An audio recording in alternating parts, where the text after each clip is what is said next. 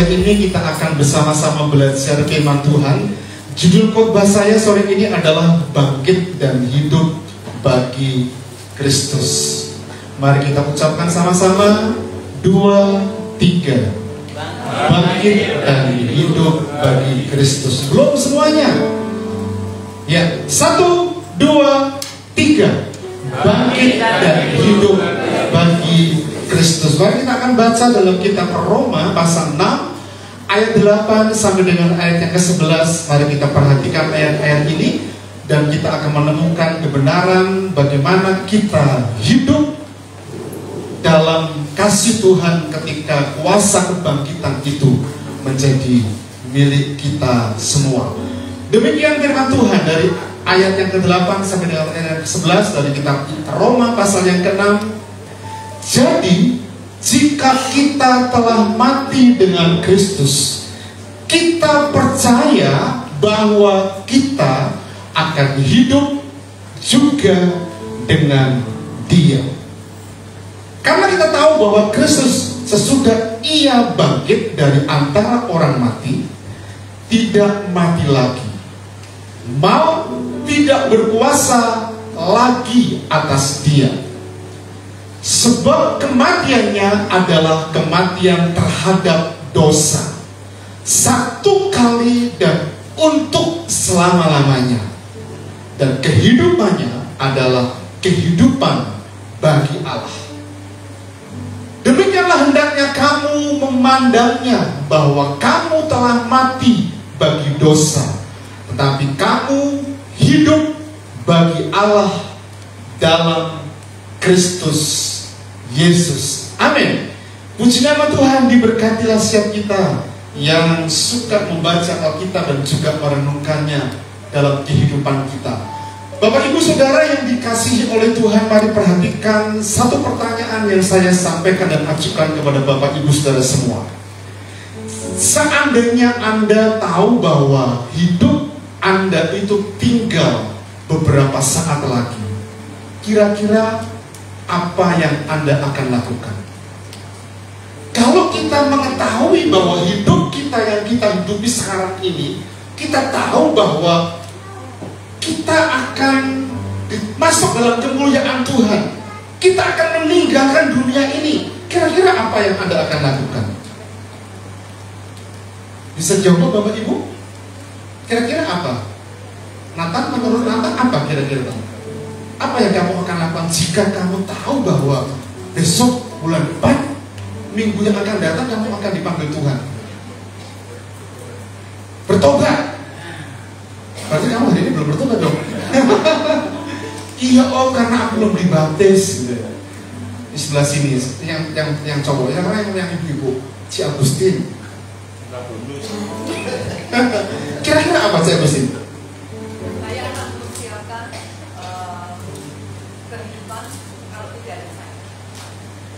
Mempersiapkan kehidupan. Fungsi saya digantikan oleh. Oh, berarti kalau Anda guru berarti siapin autis jadi guru gitu ya. Bapak Ibu, kalau kita ditanya, mungkin hampir semua jawaban kita sama. Bertobat, mempersiapkan diri dengan baik-baik, berjaga, karena memang itu yang menjadi impian kita dalam kehidupan ini. Nah, ada sebuah film yang berjudul The Bucket List yang diperankan oleh 2 orang pemeran. 2 orang ini diputuskan oleh dokter akan meninggal beberapa saat. Dan kemudian ketika putusan dokter itu disampaikan kepada 2 orang ini, 2 orang ini dalam film, mungkin Anda pernah menonton karena film ini dirilis tahun 2007. Ya, 2007 yang lalu.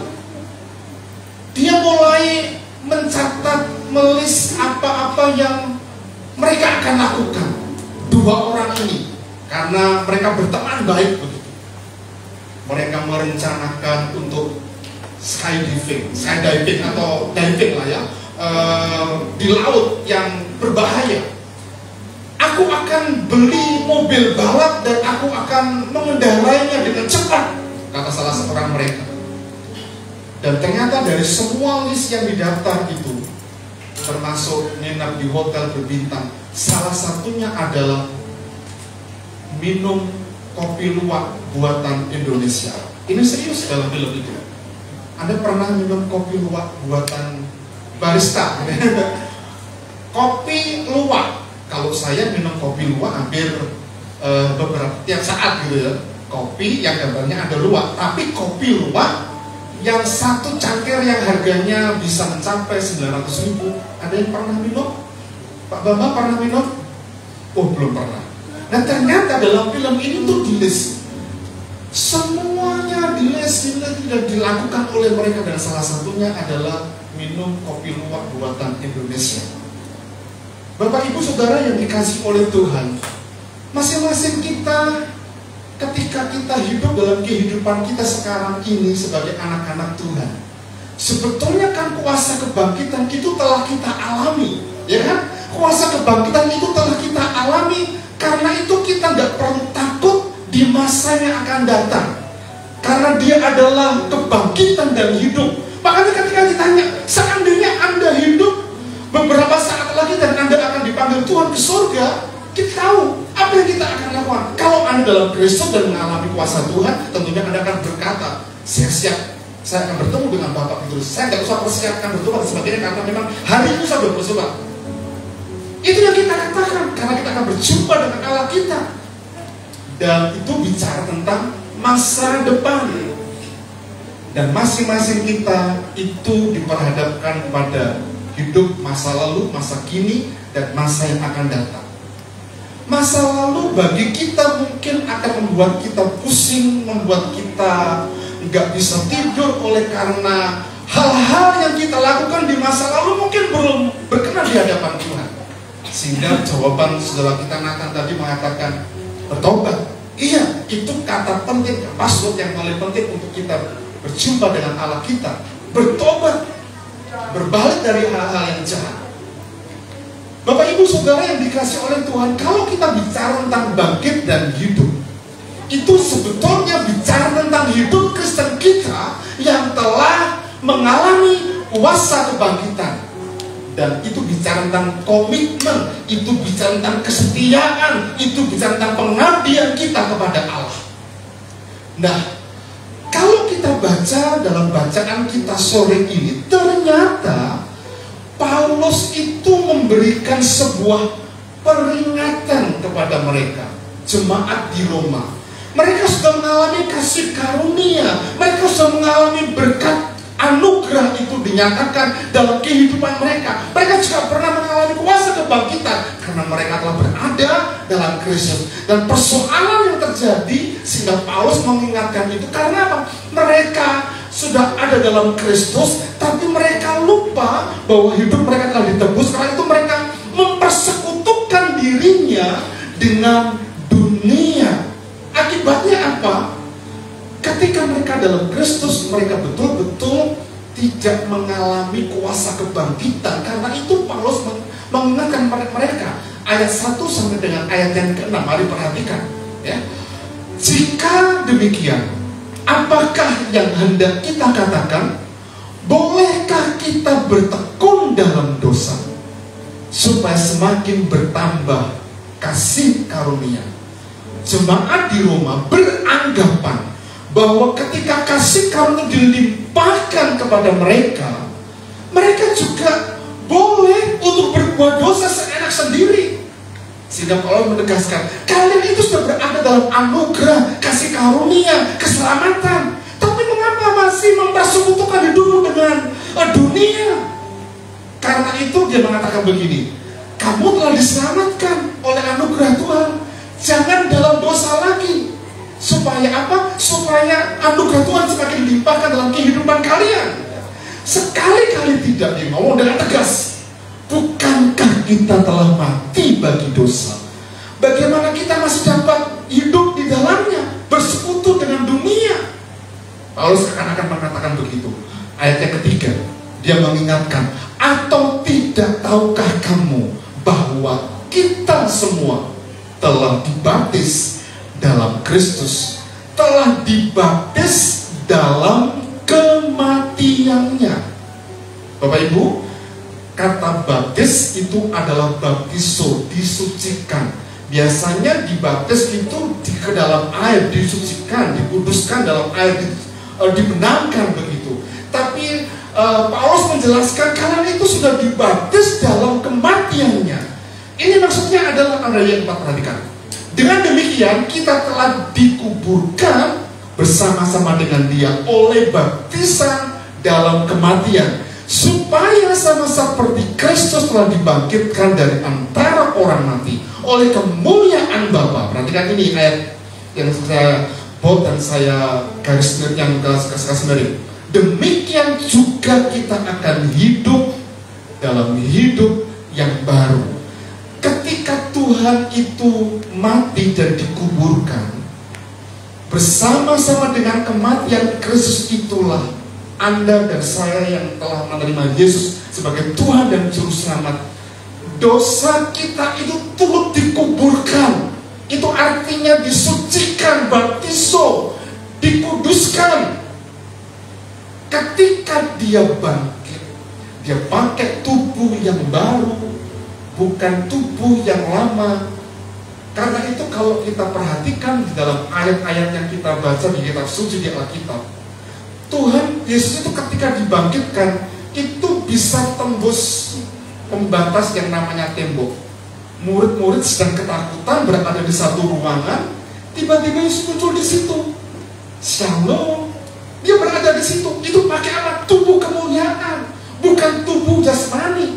Dan itu adalah gambaran dari kehidupan kita sebagai orang percaya yang telah dibaptis dalam kematiannya, dan ketika dibangkitkan, ketika Yesus dibangkitkan, itu juga kita sedang mengenakan tubuh hidup yang baru dalam Kristus. Ayat yang kelima.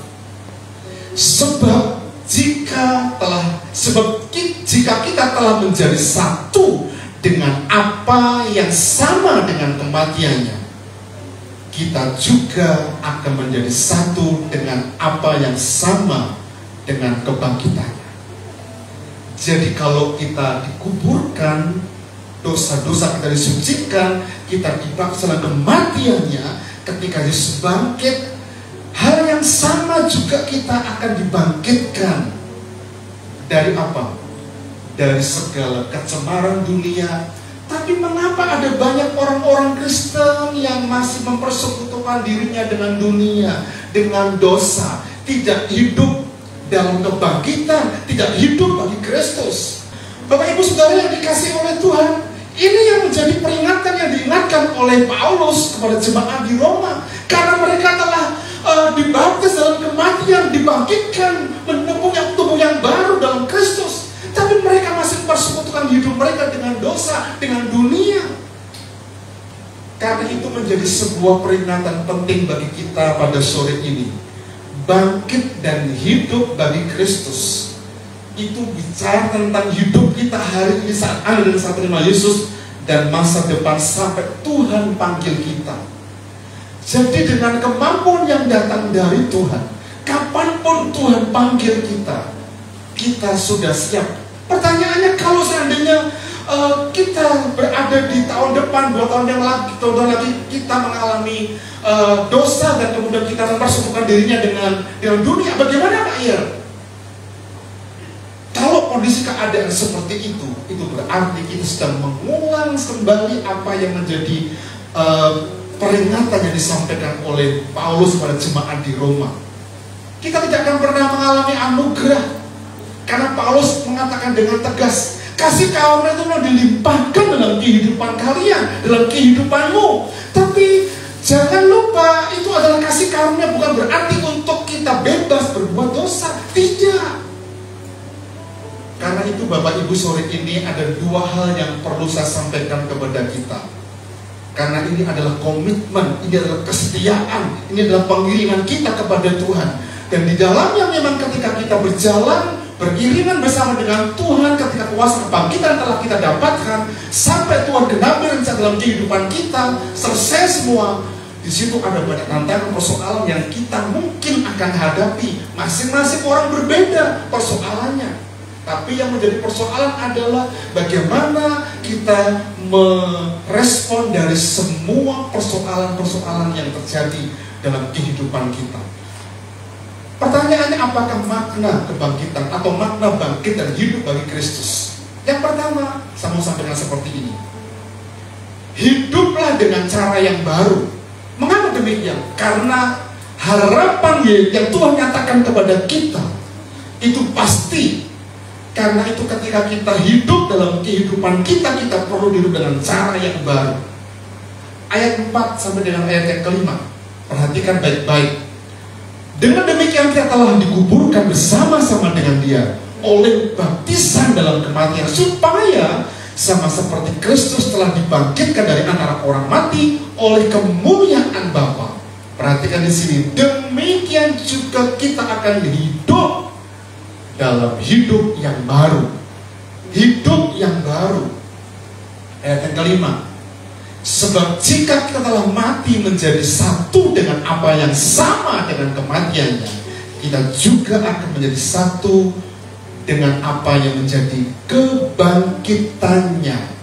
Pertanyaannya, hidup baru, ya sebelum kita masuk pertanyaan, menurut seorang yang bernama Antonetta Ford dalam jurnalnya, dia mengatakan begini, hidup baru itu adalah sebuah kehidupan bertumbuh di dalam Kristus, dan cirinya adalah ada buah roh, kehidupan doa yang dinamis, memiliki tutur kata yang baik, kasih sebagai gaya hidupnya, dan hidup dalam pengampunan. Dari semua yang mencirikan hidup baru, mana yang paling sulit bagi kita? Mungkin yang terakhir ya, mengampuni. Betul? Kita doa, oke, ya. Walaupun untuk Zoom doa pagi kadang-kala yang paling banyak dihadiri 8 orang. Lalu jemaat KBC yang lain gimana? Ya, Pak Kris, Pak Bambang itu nomor 1 biasanya. Saya kadang-kala telat, mereka sudah menunggu Zoom dibuka. Mereka tidak bisa masuk. Nah, dinamis doa mungkin bisa, buah roh mungkin kita bisa, tapi untuk pengampunan mungkin butuh tekad dan pembelajaran. Pertanyaan buat kita, mengapa kita perlu memiliki cara hidup yang baru dalam Kristus Yesus? Bapak Ibu Saudara yang dikasihi oleh Tuhan, ayat 3 tadi mengatakan, karena ini Yesus itu telah menebus kita dengan darahnya yang sangat mahal. Korban mati dalam Kejadian pasal 3:15 harus dibayar dengan kematian. Yesus memberikan nyawanya. Atau tidak tahukah kamu di ayat yang ketiga bahwa kita semua telah dibaptis dalam Kristus, telah dibaptis dalam kematiannya. Artinya Yesus telah berkorban menebus kita dengan darahnya yang sangat mahal. Karena itu kita perlu menggunakan hidup kita dengan cara yang baru dalam kehidupan kita sebagai orang percaya. Kita bandingkan dalam kitab Kolose pasal 2 ayat 12. Karena dengan Dia kamu dikuburkan dalam baptisan, dan di dalam Dia kamu turut dibangkitkan juga oleh kepercayaan kepada kerja kuasa Allah yang telah membangkitkan Dia dari antara orang mati. Jadi kuasa Tuhan itu dicurahkan kepada kita, dan itu bicara tentang pengorbanan Dia yang mati di atas kayu salib. Karena itu hidup dengan cara yang baru itu adalah tekad dan komitmen kita sebagai anak-anak Tuhan. Bagaimana kita perlu bangkit dan hidup dalam Kristus. Bapak Ibu Saudara yang dikasihi oleh Tuhan, untuk hidup dengan cara yang baru dalam Kristus memang tidak mudah. Perlu perjuangan. Ada hambatan, iya. Ada tantangan, iya. Sekali lagi, bukan kuat dan dengan gagah kita, bukan dengan kemampuan yang memang Tuhan izinkan kita miliki, tapi Dia, Roh Kudus, akan memampukan kita untuk kita menikmati anugerahnya karena kita mampu menghadapi persoalan dan tantangan dalam kehidupan kita. Caranya bagaimana? Mari kita perhatikan di ayat ini, ya. Ayat 12 dalam kitab Roma pasal yang ke-6. Sebab itu hendaklah dosa jangan berkuasa lagi dalam tubuhmu yang fana, supaya kamu jangan lagi menuruti keinginannya. Kalau kita bandingkan, di situ tidak saya berikan di PowerPoint, Efesus pasal 4 itu mencirikan tentang orang-orang Kristen, orang-orang percaya yang memiliki gaya hidup yang baru. Dalam ayat 17 dalam kitab pasal 4 misalnya, sebab itu kukatakan dan kutegaskan kepadamu di dalam Tuhan, jangan hidup lagi sama dengan orang-orang yang tidak mengenal Allah dengan pikirannya yang sia-sia. Berapa banyak dari antara kita yang seringkali membuang kesempatan, membuang waktu oleh hal-hal yang sia-sia yang kita pikirkan. Harusnya yang kita renungkan, yang kita pikirkan adalah firman Tuhan, tapi yang kita pikirkan adalah hal-hal yang sia-sia. Harusnya kita pikirkan adalah masa depan kita, kalau kita sebagai anak-anak muda, tapi kita memikirkan dan menggunakan waktu, kesempatan dengan hal-hal yang sia-sia. Ayat 15. Dan pengertian yang gelap, jauh dari hidup persekutuan dengan Allah. Dan seterusnya kalau Anda baca dalam kitab Efesus pasal 4 ayat 17 sampai 23, kita akan menemukan bagaimana cara hidup yang baru yang mencirikan kebangkitan Kristus sudah kita alami dalam kehidupan kita sebagai orang percaya. Bapak Ibu Saudara yang dikasih oleh Tuhan, yang kedua, mari kita belajar untuk tetap hidup dalam rencana Tuhan. Kuasa kebangkitan itu telah kita alami. Selain hidup dengan cara yang baru, mari kita belajar untuk tetap dalam plannya Tuhan dalam kehidupan kita. Saya mengajak Bapak Ibu membaca dari kitab Yohanes pasal 21 ayat 15 ini. Perhatikan konteksnya ya Bapak Ibu, karena ucapan Yesus ini diucapkan kepada seorang yang bernama Petrus. Kita tahu Petrus, murid Yesus yang paling dominan dan sebagainya. Kita perhatikan. Kita baca lebih dulu. Aku berkata kepadamu, sesungguhnya ketika engkau masih muda, engkau mengikat pinggangmu sendiri dan engkau berjalan kemana saja kau kehendaki. Tetapi jika engkau sudah menjadi tua, engkau akan mengulurkan tanganmu dan orang lain akan mengikat engkau dan akan membawa engkau ke tempat yang tidak engkau kehendaki. Kata-kata Yesus ini disampaikan kepada Petrus. Petrus sebagai murid, dia punya rencana dalam hidupnya, punya rencana. Tapi ternyata rencana Petrus harus dikuburkan untuk sementara karena Tuhan punya rencana. Ingat, Petrus itu adalah seorang murid yang paling dominan.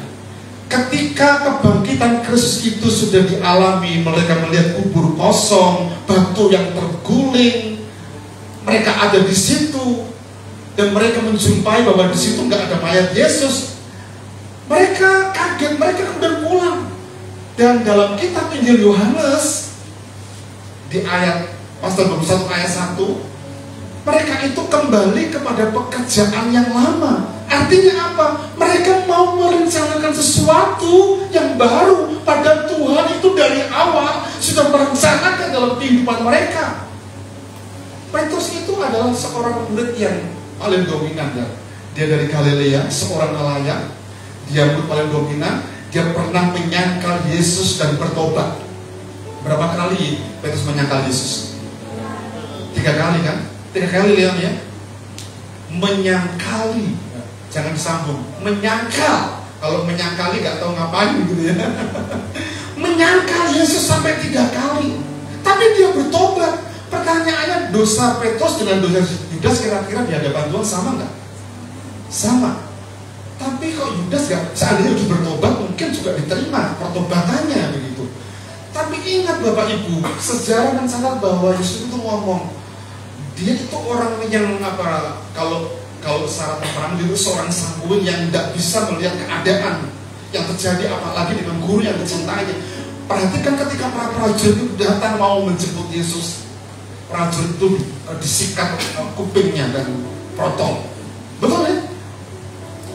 Protol. Dan Yesus kemudian dengan kuasanya diletakkan lagi terjadi. Dan dalam ayat-ayat yang kalau kita baca menjelang Paskah, Petrus dengan semangat yang menggebu-gebu dia katakan, aku gak akan pernah meninggalkan engkau dan sebagainya. Tapi Tuhan ngomong, sebelum ayam berkokok kamu itu sudah menyangkalku 3 kali.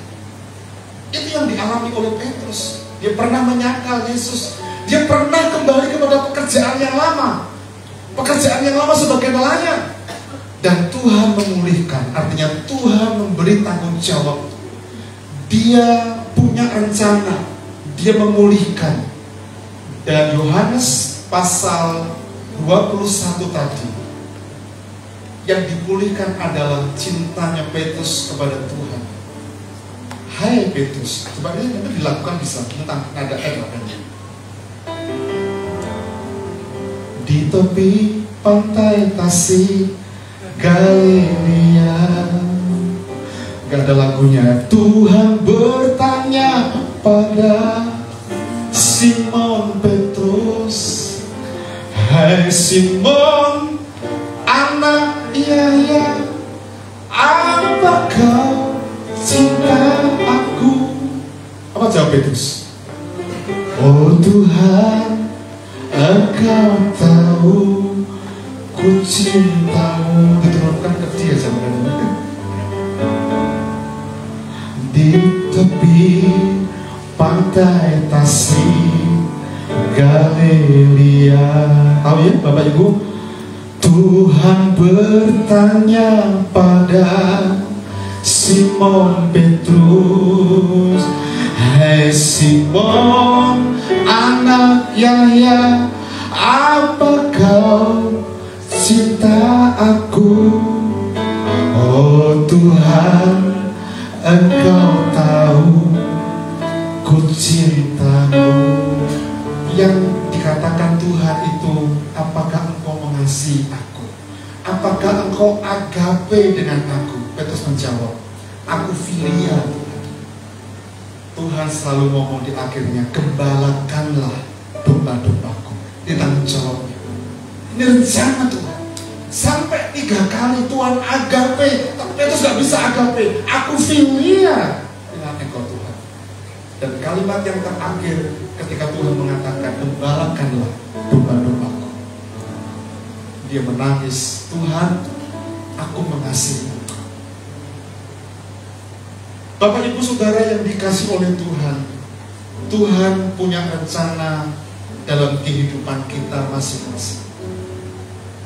Dan mari kita belajar sama seperti yang Tuhan katakan kepada Petrus. Bagaimana supaya kita dapat memahami rencana Tuhan dalam kehidupan kita. Ya, di akhir hidup Petrus dia menjadi martir dengan mati disalibkan dengan kepala di bawah. Kita tahu peristiwa tentang penyaliban Petrus dalam kisah yang kita ketahui dari teman-teman kita Katolik. Bapak Ibu, bagaimana memahami rencana Tuhan dalam kehidupan kita?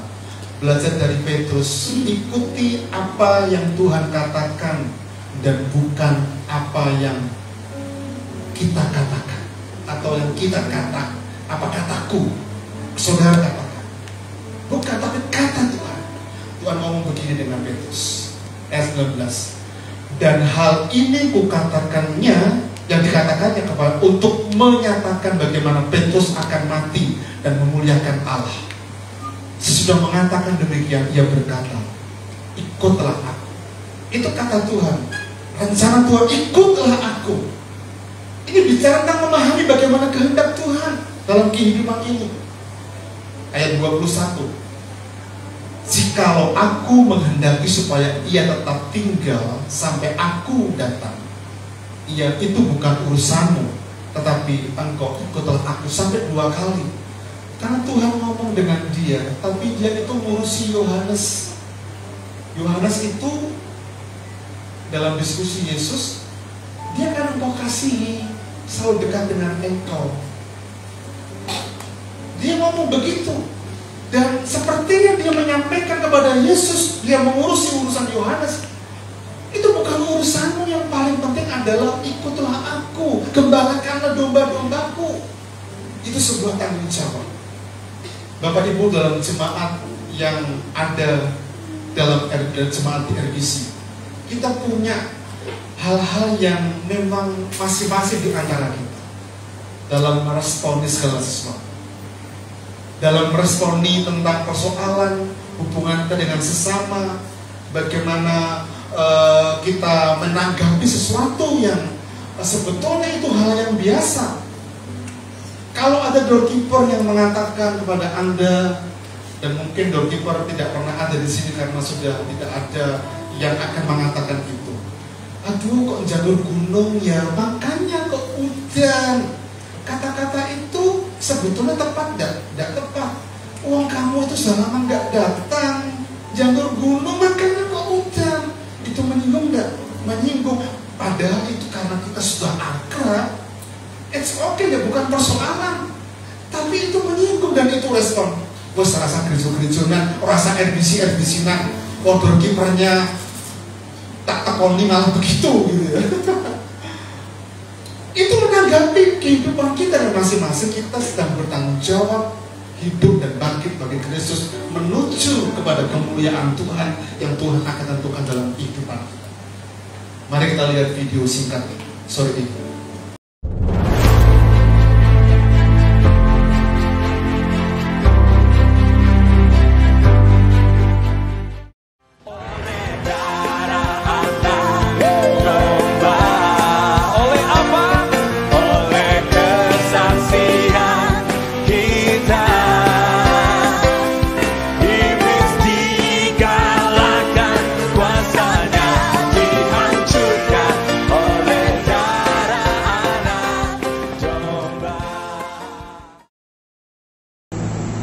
Selamat siang.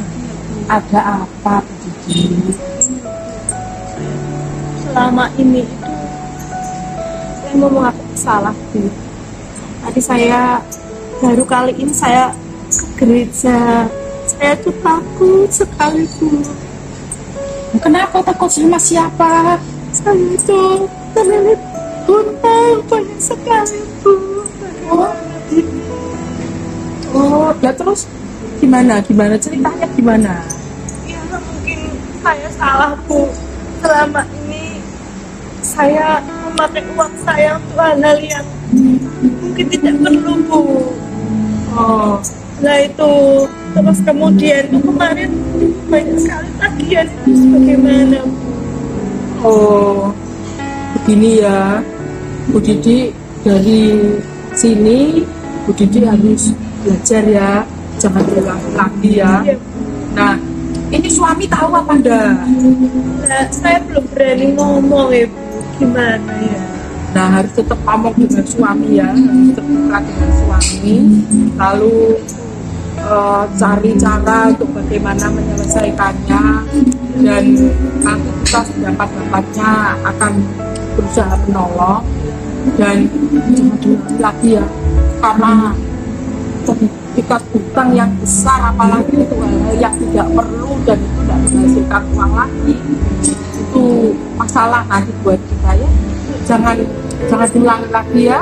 Kami dekat dengan Tuhan, setia kepada Tuhan, dan harus jujur sama suami ya. Jangan diulangi lagi ya. Itu terus kayaknya itu buta itu loh, Bu. Tadi itu saya di gereja, tapi buta itu kayaknya suruh lihat saya gitu, Bu. Saya tuh tolong doakan ya, Bu ya. Ya. Tidak apa-apa. Ya itu bagian dari kadang-kala kan memang orang lain itu bisa memandang kita itu macam-macam, tapi pesan saya ya sudahlah, tidak usah dipikirkan soal gereja. Sekarang yang dipikirkan adalah masalahnya Bu Didi sendiri ya. yang semangat, setia sama Tuhan, jangan lupa bicara dengan suami. Kita cari cara bersama-sama supaya nanti hutangnya ini bisa dibayar ya. Tolong doakan Ya, kita berdoa dulu ya. Tuhan Yesus, terima kasih Tuhan, Engkau sudah menolong Bu Didi sehingga Bu Didi sudah menyadari kesalahannya. Kiranya Tuhan memberkati Bu Didi, biarlah Roh Kudus berbicara di dalam hati Bu Didi untuk masalah ini adalah menjadi pelajaran yang sangat baik bagi hidup Bu Didi Tuhan. Berkati Bu Didi, berkati suaminya, nanti kalau Bu Didi akan ngaku kepada suaminya, kiranya Tuhan memberkatinya. Terima kasih Tuhan, kami juga minta jalan supaya Tuhan menyediakan jalan untuk dapat Bu Didi membayar hutang-hutangnya dengan lunas. Terima kasih Tuhan, kiranya sukacita dan damai sejahtera dari Tuhan itu memenuhi hati dan pikiran Bu Didi. Kami berdoa, berkati Bu Didi. Terima kasih Tuhan, dalam nama Tuhan Yesus doa dan bersyukur. Haleluya, amin. Sudah ya, jangan sedih terus, tambah dekat dengan Tuhan, tambah cinta Tuhan ya. Nanti jangan lupa loh ngomong dengan suaminya ya. Berkati ya. Bu, tadi itu Bu Didi ngomong apa sih? Saya kok rasanya gimana gitu ya sama Bu Didi. Ya, tadi itu Bu Didi memang sudah cerita semua Bu Tejo. Tapi dia sudah menyesal. Lah iya, kan harusnya itu kan kita itu harus menjaga diri kita sendiri. Saya aja melakukan sesuatu saya pikir saya jaga nama saya itu dengan baik. Aduh, rasanya itu kalau saya lihat Didi, aduh, kok ya sembarangan gitu. Kita harus menjaga nama baik kita dengan baik. Kok kelihatannya sembarangan gitu kan ya, dilihat orang-orang kayak gitu. Iya Bu Tejo, saya mengerti maksudnya Bu Tejo. Saya juga bersyukur karena Bu Tejo itu menjaga diri baik karena menyadari bahwa harus menjaga nama baik sebagai orang Kristen. Tetapi kita sebagai anak Tuhan, kita semua ini berdosa. Saya juga orang berdosa. Tapi Tuhan itu mencari orang yang mau mencoba. Didi ini memang salah, tapi kemarin dia sudah datang dan mengaku kepada saya. Dan kita itu jangan seperti itu lah. Kita di gereja itu tidak ada yang baik semua. Kita itu ada tidak baiknya pasti. Entah itu kalau Didi mungkin kena pinjol, mungkin kita ini terlalu macam-macam lah, bisa siri atau kita ini suka ngasani orang, atau kita itu sudah berpikir-pikir yang negatif pada orang lain, itu juga tidak boleh loh Dejo. Mungkin begitu ya. Ya, terima kasih ya Bu Mina untuk sharing-sharing kita hari ini. Ya, semoga saya juga mulai introspeksi diri ya. Mungkin saya ini terlalu gimana. Terima kasih loh ya Bu Yana ya. ya, ini kan mau pasca ya kan, kita harus mempersiapkan diri dengan ya. Tuhan Yesus berkati. Terima kasih Bu Yana. Tema bangkit dan hidup bagi Kristus memberi inspirasi kepada kita untuk semakin maju di dalam pengiringan kita akan Tuhan. Mari kita berani meninggalkan cara-cara hidup kita yang lama, cara hidup yang kadang merendahkan orang lain, menghakimi, merasa diri paling benar, merasa diri paling penting. Hidup bagi Kristus tolong kita untuk semakin memiliki ekspresi kasih yang tulus, saling membantu, saling mendukung. Bersama-sama dengan jemaat, mari kita mengekspresikan kasih kita satu dengan yang lain, saling menolong, bertambah maju di dalam pengenalan kita akan Tuhan. Selamat Paskah 2024. Tuhan memberkati. Amin.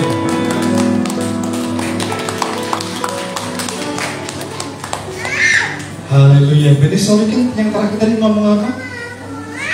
Bila kita sibuk memikirkan dan mengatakan kepada orang lain, apa tentang apa? Banyak hal gitu ya. Sebetulnya kita nggak akan mendapatkan berkat. Ya, Bapak Ibu Saudara yang dikasih oleh Tuhan, video singkat yang kita perhatikan ini menjadi sebuah kesimpulan bagi kita sore ini.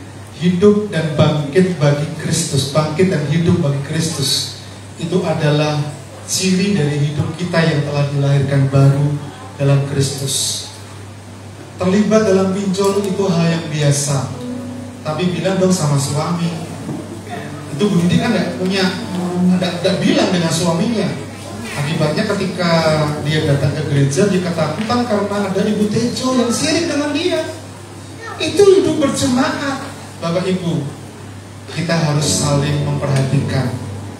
Kata Pak Bambang dalam kesimpulan tadi itu, mari kita belajar tidak menghakimi, tidak menganggap rendah, tapi menganggap orang lain lebih penting dari kita, sehingga nama Tuhan dimuliakan.